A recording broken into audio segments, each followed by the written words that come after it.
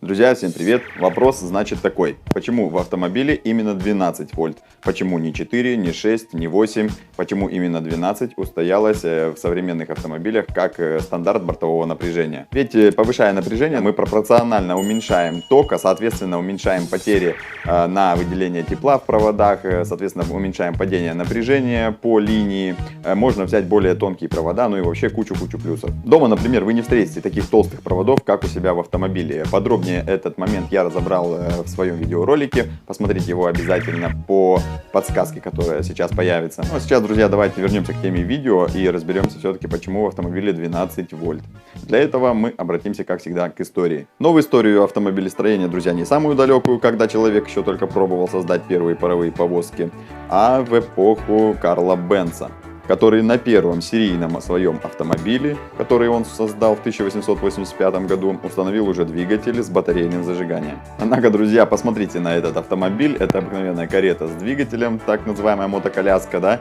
На современные автомобили она, к сожалению, похожа мало. Собственно, из электропотребителей на автомобиле только двигатель и был. Соответственно, там стояло батарейное зажигание, для которого хватало одной гальванической батареи. Объемы выпуска автомобилей с начала 20 века до начала 50-х годов стремительно росли, промышленность развивалась и устаканился такой некий стандарт бортовой электросети в 6 вольт. Также промышленность того времени маломальски хорошо освоила свинцовые аккумуляторы, одна банка которого выделяет 2 вольта.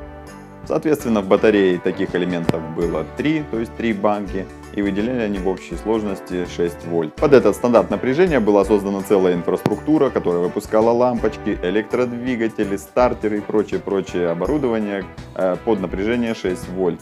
Соответственно, в этот период, до 50-го года, очень большое количество техники вы могли бы встретить с 6-вольтовой проводкой. Но промышленность, друзья, не стояла на месте, она развивалась очень стремительно, и к 50-м годам 20 века, друзья, явно стал сказываться дефицит мощности. Потребителей стало в автомобиле больше, представляете, это моторы, печки, дворников, мощные галогенные фары, стартеры. И явно назрел вопрос о повышении напряжения бортовой сети до 12 вольт. Это позволило в 2 раза уменьшить текущий по проводам ток, а соответственно уменьшить сечение самих проводов при той же передаваемой мощности. А с 50-х годов автомобильная промышленность начала расти просто как на дрожжах. Вы представляете, какое количество автомобилей на сегодняшний момент уже выпущено и ездит по дорогам. Эта цифра уже больше миллиарда. И стоит только представить, сколько заводов и разнообразных промышленных кластеров заточены под электрооборудование 12 вольт.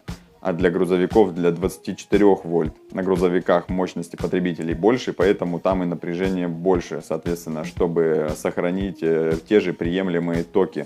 И, конечно же, здесь назревает такой вопрос, почему бы не поднять напряжение бортовой сети еще повыше, допустим, до 48 вольт. Здесь уже вступает в действие безопасность. 48 вольт во многих странах не считается уже безопасным напряжением. Ну а самое главное, друзья, это все-таки инфраструктура. Подумайте, тысячи и тысячи заводов во всем мире заточены на производство 12-вольтовой, 24-вольтовой автоэлектрики. И вот им придется все переделать на 48 вольт.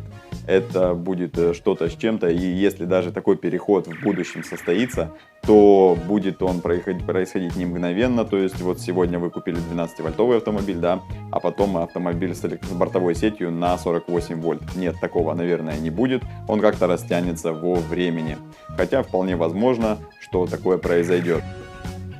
Ну а на этом пока что все, друзья. Надеюсь, вам было интересно посмотреть и узнать для себя что-то новенькое. Подписывайтесь на мой канал, если вы хотите также смотреть подобные ролики. Рассказывайте о моем творчестве друзьям. Удачи вам на дорогах, друзья, и пока-пока.